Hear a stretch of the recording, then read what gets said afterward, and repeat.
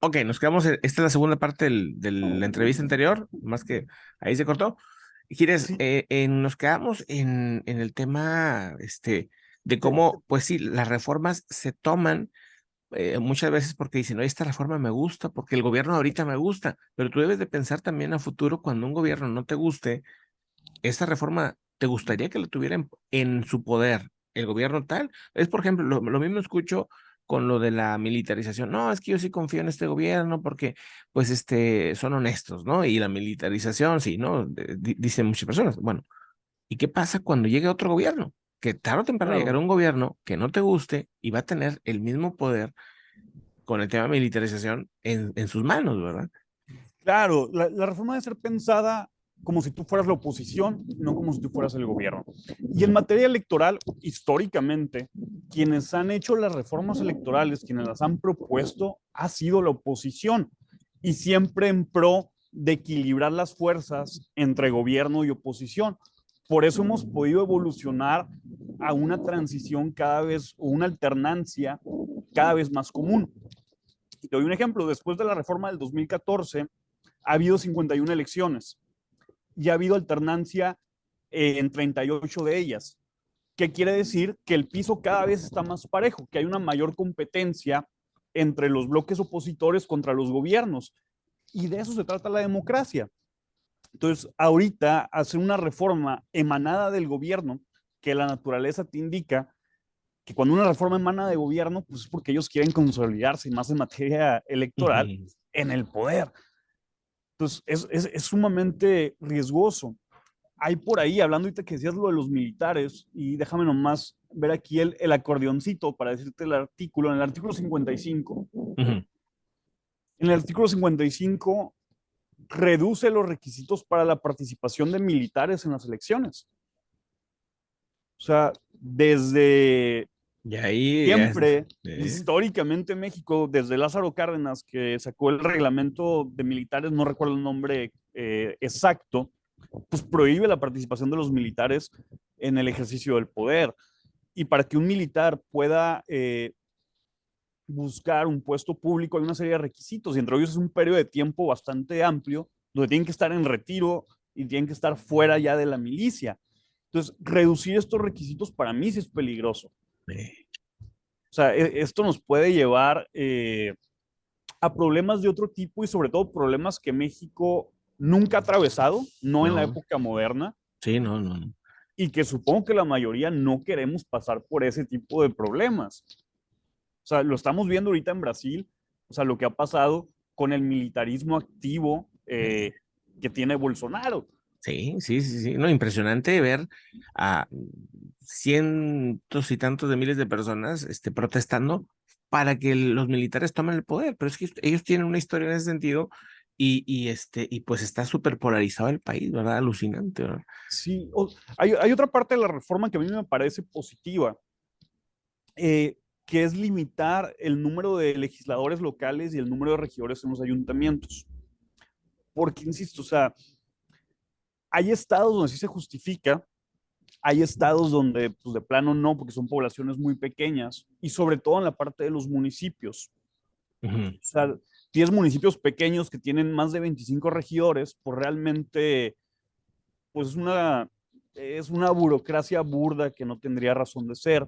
Otra de las cosas positivas que plantea esta reforma, aunque para mí es muy limitada, es la parte del financiamiento público de los partidos en periodo no electoral. Los partidos tienen una serie de prerrogativas que para muchos nos parecen excesivas, sobre todo en tiempos donde la comunicación política es mucho más sencilla y de mucho mayor fácil de acceso a la población por medio de redes sociales, de la hiperconectividad que estamos viviendo, y que aparte en la práctica no vemos que este recurso sea bien ejercido. Solamente se crean burocracias partidistas y en este punto, pues obviamente me parece positivo. Sin embargo, en una visión mucho más liberal, pues yo iría mucho más lejos, ¿no? Actualmente, porque ese es otro de los mitos que se tiene, que nos dice, oye, pues que el INE nos sale muy caro. Pues quizás nos sale muy caro porque no entendemos todo lo que hace el INE y todo lo que representa el INE. Ujú. 25% del recurso que tiene el Instituto Nacional Electoral es para los partidos políticos. Estás hablando de una cuarta parte, cual O sea, ya ya desde ahí, desde ahí ya o sea, estamos mal. pues 25% se va para los partidos, ¿no? Es esa parte, pues que se debería de buscar evitar, ¿no?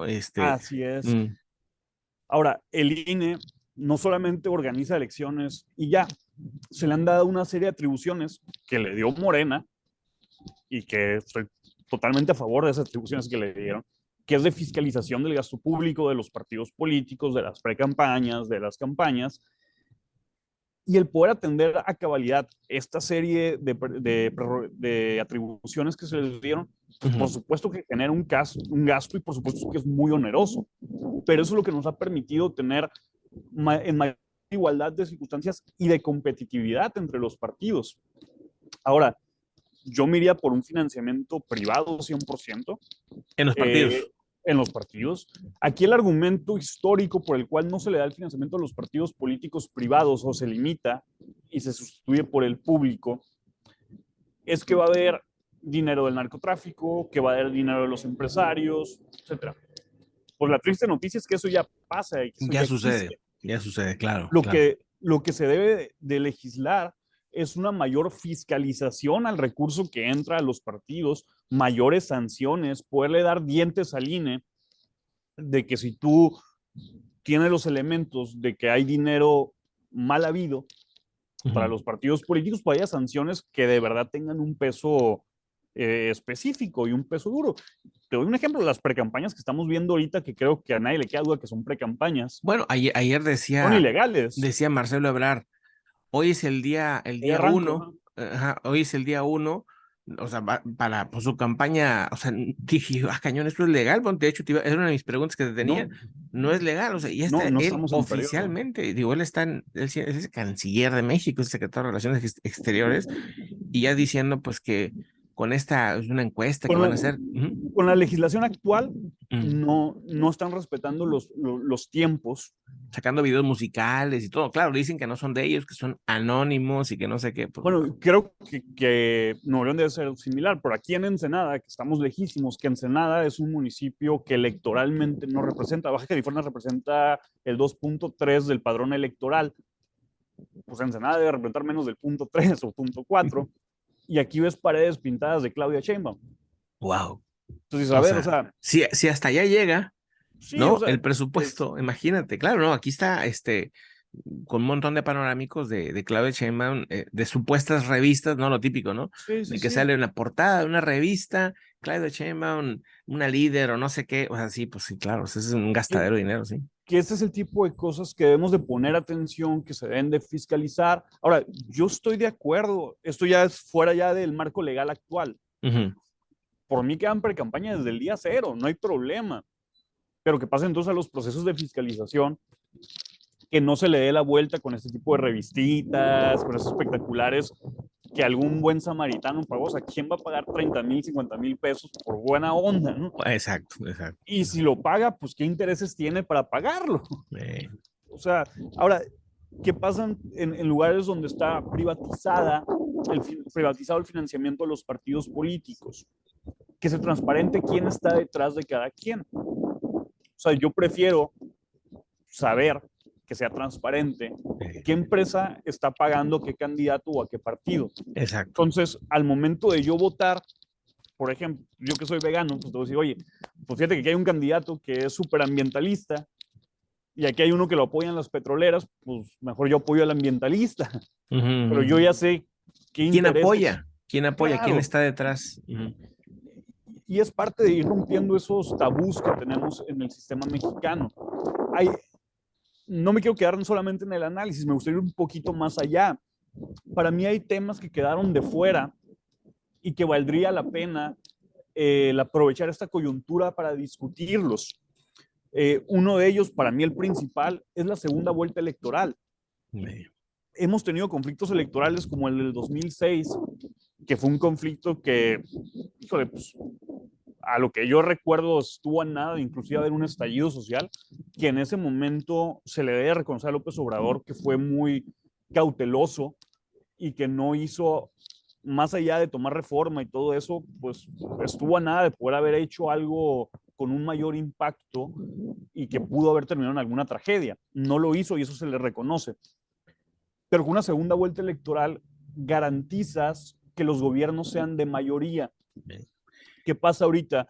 Ahorita López Obrador ganó con 30 millones de votos, arrasando. Esto fue histórico, fue muy distinto y rompió lo habitual dentro de las elecciones. Lo habitual es que ganen partidos políticos que a veces no llegan ni al 30% del apoyo de los que participan. El tú poder hacer una segunda vuelta electoral te garantiza que sea un partido con la mayoría del apoyo el que llegue y accede al poder. Esto también nos garantiza el disminuir los radicalismos. En teoría, tenemos casos como el de Brasil, que gana Lula, pero sí, ojo, sí. pero Lula no se radicalizó. No.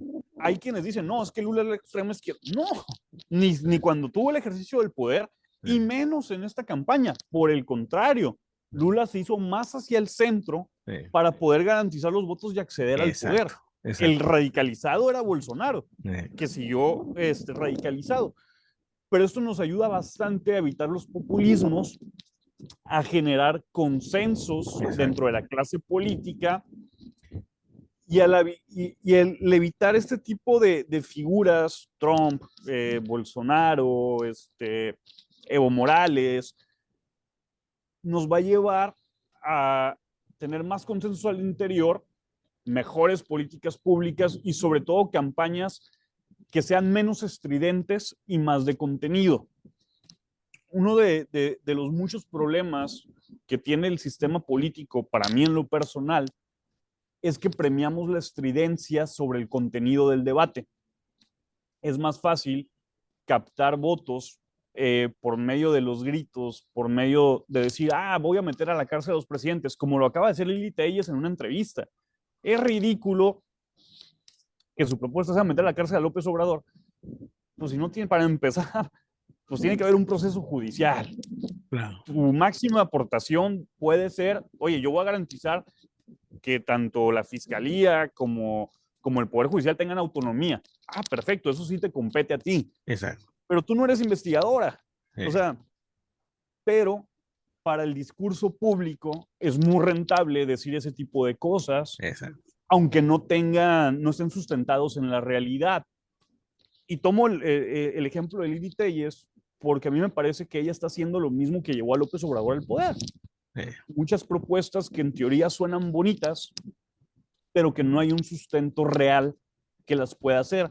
Otro de los puntos que está fuera y que para mí es importante y es un debate que tiene mucho tiempo, es qué debemos de preponderar al interior de los partidos, la democracia o la autonomía de los partidos.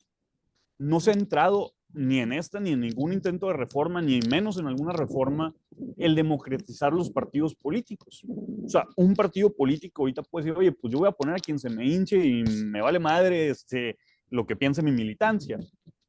Si queremos transitar, como lo venimos haciendo desde la época moderna, a una democracia, pues debemos de poner el tema en la mesa sobre la vida democrática de los partidos.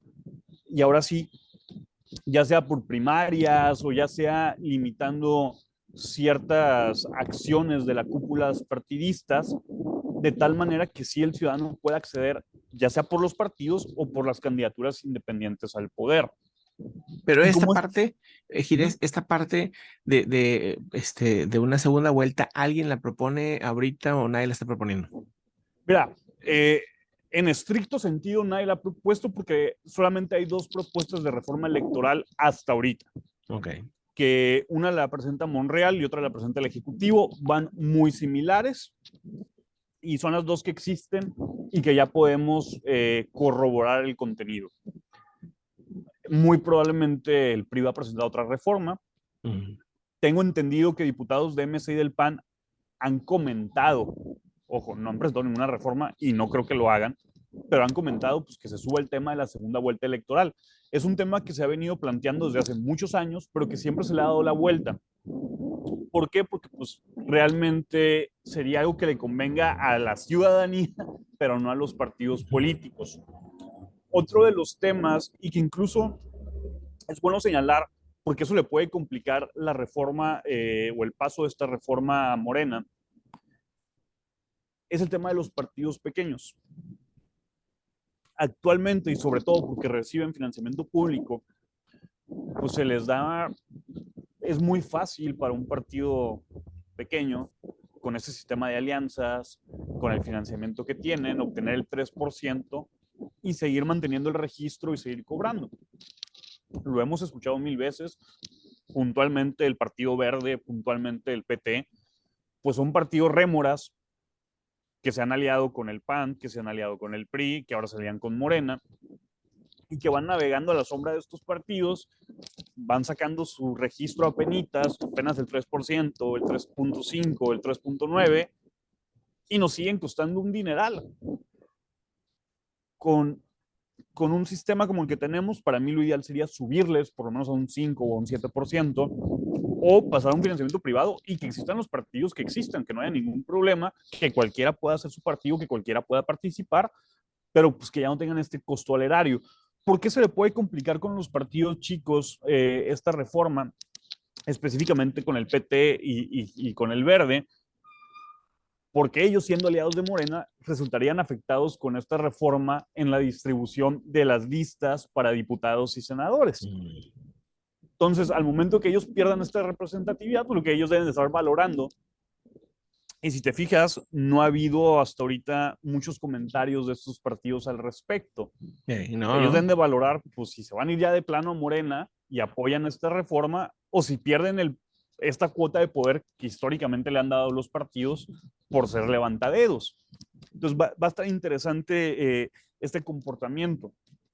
En este gobierno, en estos 4 años que van, ha sido muy rígida la postura, y está el famoso que no se le mueva ni una coma a la reforma. Sí, sí. Para mí en esta reforma va a cambiar. No creo que suban a votar una reforma como está en este momento, ya sea por iniciativa del Verde, ya sea por iniciativa del PT, ya sea por iniciativa del PRI.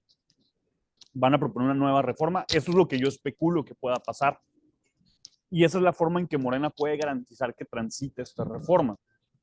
Aquí lo peligroso es que vamos a llegar a un 2024 con mucha incertidumbre. Estrenando, ¿no? Estrenando la manera en que se va a elegir al próximo presidente, ¿sí? Y total, y aparte, fíjate, y más allá de la figura del presidente, a mí me preocupa más me preocupa más el Congreso. No me imagino el desastre electoral que va a ser, que veamos estas listas. Mucha gente no va a saber ni cómo votar, porque tristemente somos un país muy poco politizado y mucho más partidizado. O sea, la gente vota más por partidos que por ver los conceptos políticos, por ver las iniciativas a profundidad. La mayoría de la gente no trae el pulso de las iniciativas que se pasan en el Congreso. Dudo que más allá de un 20% de la población se meta a revisar qué es esta reforma electoral. O sea, sería muy inocente, y 20% me parece muchísimo. Ojalá que lleguemos a esos números. Claro.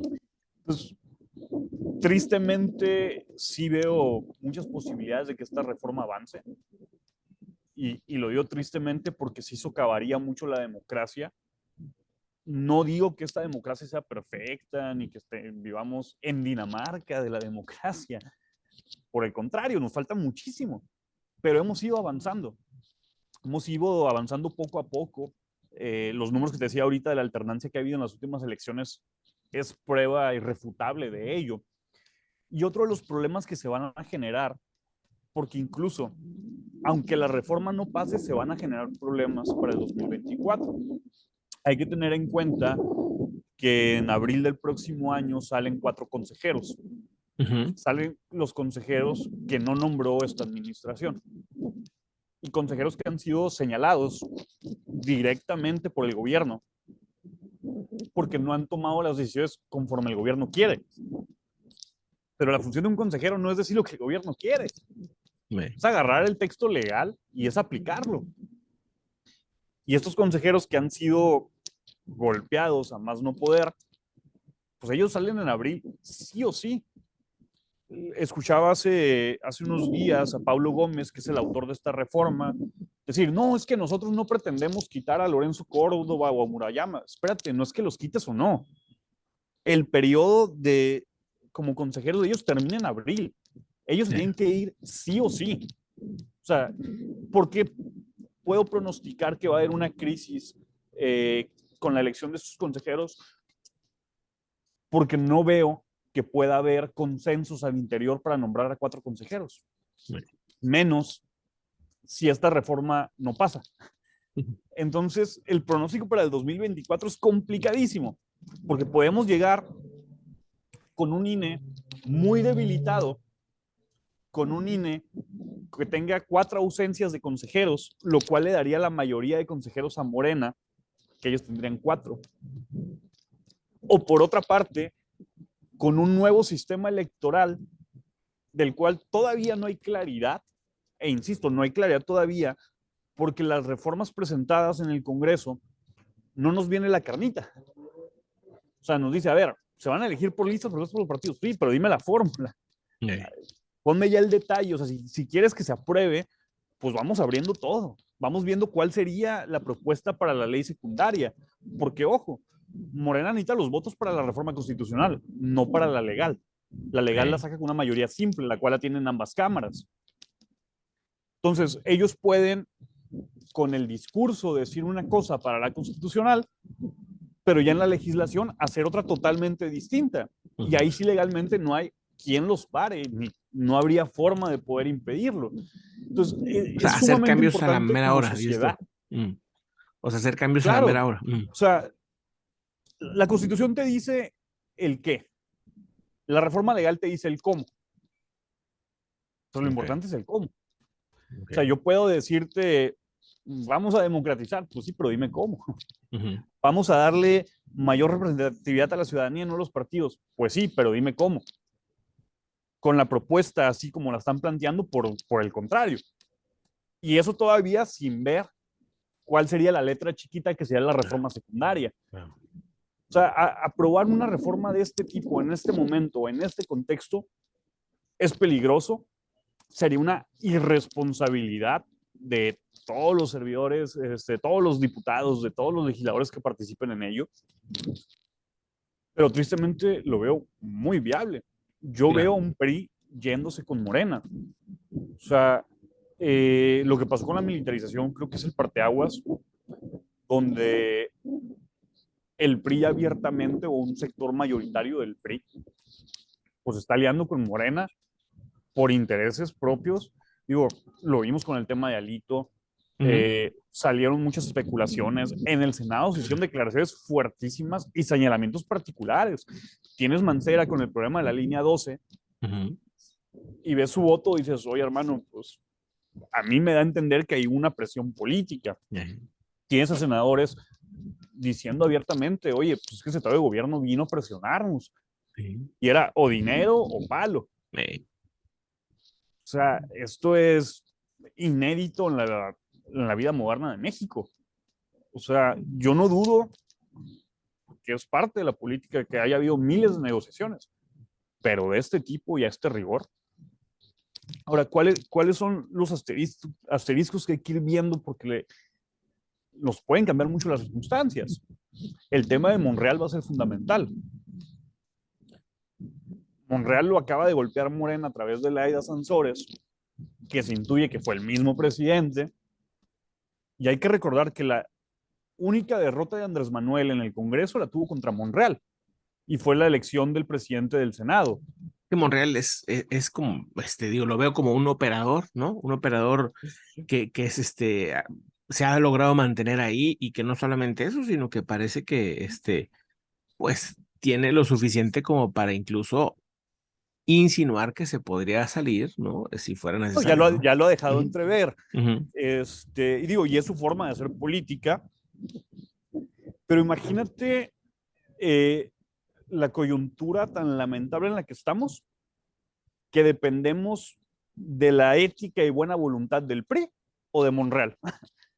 O sea, a ese nivel estamos ahorita. Bien. Monreal le puede hacer un hueco en el Senado, por supuesto, ya lo ha demostrado. Y eso puede ser, o sea, obviamente si Monreal hace eso sería su salida de Morena, pero puede ser su precandidatura a la presidencia por la oposición. Eh, Y y- estaríamos en una coyuntura patéticamente divertida, porque a lo mejor tendríamos a dos morenistas compitiendo por la presidencia. sí. O sea, de hecho yo veo más viable eso a que haya un candidato fuerte de oposición, porque en oposición, No existe, no, pues no. no existe. O sea, tú lo sabes por las conversaciones que tenemos casi diario. Ujú. Yo he sido muy crítico de esta administración. ¿Y por qué he sido muy crítico? Porque me parece lamentable lo que han hecho. Pero me parece igual de lamentable las posturas que ha tomado la oposición, Ya. salvo muy pequeños chispazos por ahí, Ujú. pero son mínimos. O sea, yo no me trago el cuento de que gran parte del PRI no apoyó la militarización.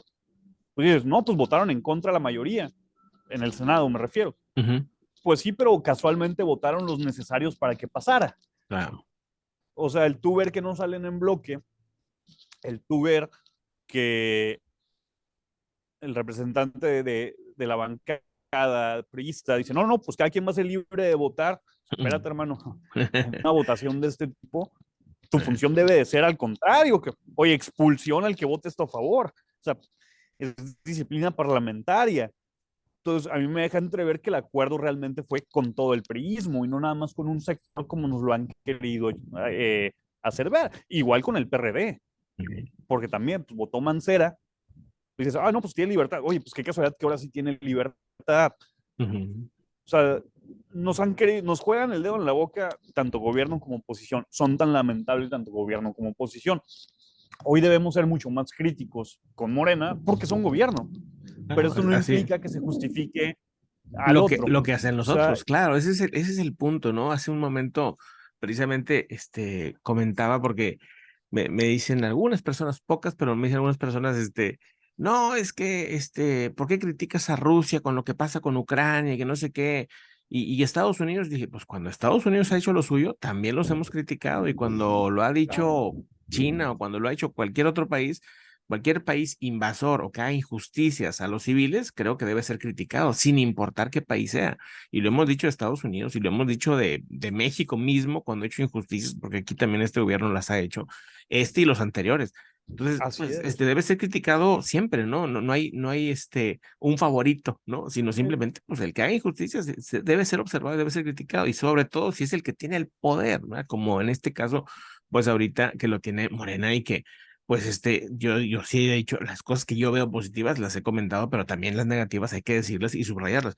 Otro personaje, Gires, digo, igual, da para otra charla, pero es Ebrard, que, pues, en dado caso que no entre por Morena, ¿tú lo ves yéndose a la oposición?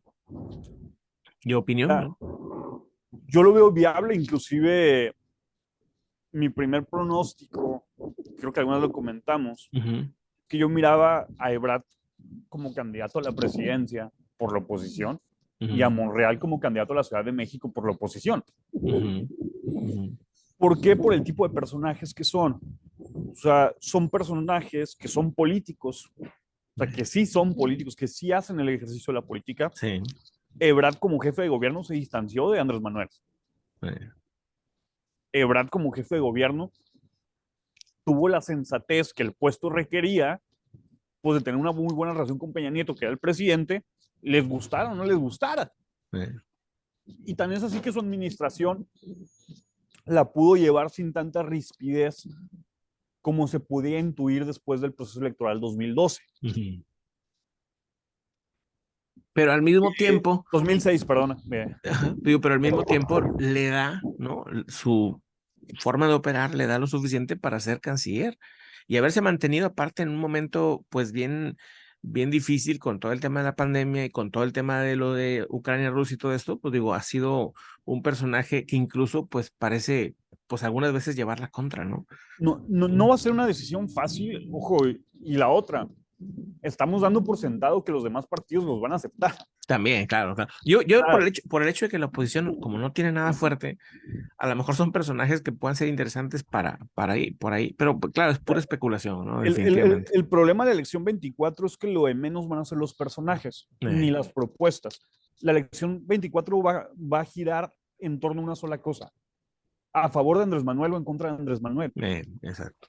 Y este es el relato que el mismo gobierno ha provocado, que desde las mañaneras ha impulsado desde que inició este gobierno.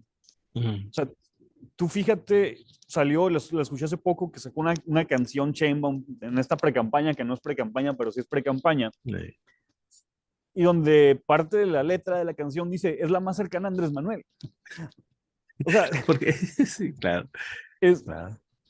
Pero es una, o sea, yo veo muy es bien, o sea, tú puedes ser leal y cercano a tu jefe, por decir así, yo eso está bien, pero una cosa es ser leal y una cosa es ser cercano y otra cosa es pues ya básicamente pues no quiero decir la palabra porque suena muy fuerte, pero me imagino la entienden, o sea, no se puede ser o decir sí a todo, ¿verdad? O sea, pues tiene que haber también sus diferencias y tiene que haber sus críticas y pues de parte de ella sí es una exageración, sinceramente, o sea, que es hasta totalmente. poco creíble, ¿no? De que todo sí, perfecto, mi señor, mi Dios, ¿no? Básicamente, ¿no? Es una cosa exagerada. Pero, Cosa que yo pero, no veo en Monreal, pero esa es la coyuntura, yo no veo en Ebrard, ¿verdad? Ujú. no, pero es una coyuntura que se ha provocado desde Palacio Nacional. Y voy a dar un ejemplo así, tal cual. La Comisión Nacional de Derechos Humanos, yéndonos atrás, fue Eh, electa de manera ilegal. No eh, tuvieron los votos por un error de Morena, sí, pero no los tuvieron. eh, O sea, apareció un voto, fue sonadísimo, y en aquel momento lo comentamos. Pero esta señora se rige bajo un marco jurídico. Hay una ley que prohíbe que la Comisión Nacional de Derechos Humanos se manifieste en temas electorales. Más allá de eso, la Comisión Nacional no se puede manifestar en ningún tema hay un si tema no de... pasa por su consejo. eh, Tiene que pasar y someter a votación de su consejo para poderse pronunciar. Esta señora va, saca un desplegado apoyando una reforma electoral, metiéndose en un tema político que no le compete, sin haber pasado por su consejo. sí, Pero tremendo ¿qué pasó eso. esta semana? El consejo Les salió, dieron ¿no? 2,000 millones más. No, Eh, no, no. En el presupuesto Ah, sí, sí, sí. les aprobaron 2,000 millones más de pesos. Entonces ahí te das cuenta cuál es el premio y el castigo a quien apoya y se somete y al que no. ¿Qué pasa con el INE? Le reducen cerca de 6,000 millones de pesos cuando hay dos elecciones importantísimas como es la del Estado de México y la de Coahuila. O sea, te digo, cuando quieras ver cuál es la realidad de un gobierno, ve su presupuesto, ve cómo se comporta en su presupuesto. Y ahí te das cuenta, más allá de cualquier discurso, cuáles son los intereses reales, a quién castiga, a quién premia, cómo jala. O sea, ¿por qué se habla de este hipercentralismo de este gobierno? ¿A quién se le reduce más recursos año tras año? A los estados. Un estado sin recursos, pues un estado más dependiente de gobierno central. Lo hemos visto en infinidad de temas. Mientras en el discurso queremos un sistema de salud como el de Dinamarca, pues le siguen bajando recursos al tema de salud.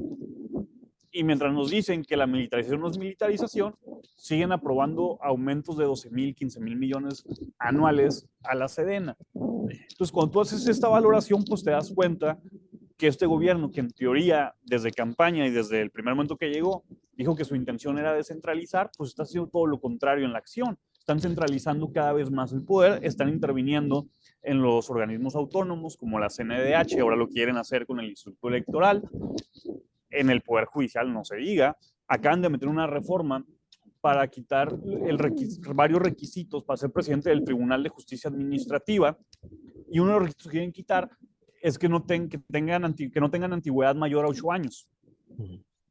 Ahora, ¿por qué? porque los magistrados que ha propuesto Morena, pues tienen menos de 8 años. Y el 1 de enero del próximo año se elige al nuevo presidente del tribunal. Entonces, si quitan este requisito, pues ya le pueden dar trámite a que entre un magistrado electo por ellos. La Comisión Regulatoria de Energía fue el mismo caso. Y así se ha venido haciendo el tema de CONACYT, bueno, infinidad. Hay una cantidad de temas ahí que podemos tomar como ejemplo. Ahora, sí. ¿cuál es la parte que a mí me gustaría transmitirle pues a la comunidad? Es perderle el miedo a estos temas, no quedarnos con el discurso y ponernos a leer y a revisar realmente qué es lo que nos dicen. Insisto, no es que todo esté mal en la reforma, hay cosas muy rescatables. O sea, mencioné un par, pero incluso hay más. Pero no lo vamos a saber si solo escuchamos a la oposición. Bueno. Como tampoco vamos a ver las cosas negativas si solo escuchamos a gobierno. Y estamos ahorita en una narrativa polarizada y polarizante, donde es todo bueno o todo malo. Exacto, exacto. Nos estamos acostumbrando, creo yo, a leer para darnos la razón, ¿no? O sea, leer para yo poder tener la razón, en lugar de decir, bueno, pues leemos también de esto, leemos también de aquello, y tratar de, pues, sí ser críticos, pero con la información clara, ¿no? Definitivamente, sí. Claro, y esta polarización lo que nos va a llevar es al radicalismo. Supongamos, no pasa la iniciativa, no pasa esta reforma, y Morena pierde el 24. ¿Cuál va a ser el discurso? Los consejeros nos roban la elección. Y tienes una sociedad polarizada donde vas a fomentar la radicalización. Caso contrario, pasa esta reforma y Morena arrasa. ¿Cuál va a ser el discurso de la oposición? No robaron, para eso era la reforma. O sea, nos están llevando a este punto que es altamente peligroso. Tenemos ejemplos en todo el mundo que estamos viviendo, donde se ha popularizado el populismo y por ende la radicalización de las posturas. Y hemos dejado de lado los consensos. Hace poco leía un guate que decía, no, es que el centro no existe, tomando lo que dijo Bukele. Pues espérate, para empezar, la izquierda y la derecha ya no existen, eso es lo que no existe. O sea, ya pues, es ridículo hablar de izquierda y de derecha. O sea, desde ahí. La distinción que yo puedo ver ahorita es de liberales contra conservadores. Pero a diferencia del discurso, los conservadores son los que están en gobierno. Porque son los centralistas, los militaristas, evangélicos y estatistas. Espérame, pues esos son los conservadores. Sí, no, definitivamente. O sea, es bien curioso porque el discurso es al revés, ¿no? Es como se comportan claro, conservadores, pero el discurso es los conservadores son la oposición, son esto, son otro, cuando es al contrario, ¿verdad? Y eso es también un tema muy claro. Yo lo que me pregunto es que si habrá gente que se cree ese tipo de discursos, ¿no? Parece ser que sí. Yo creo, sí, totalmente. Es más, lo utilizan porque sirve. Exacto.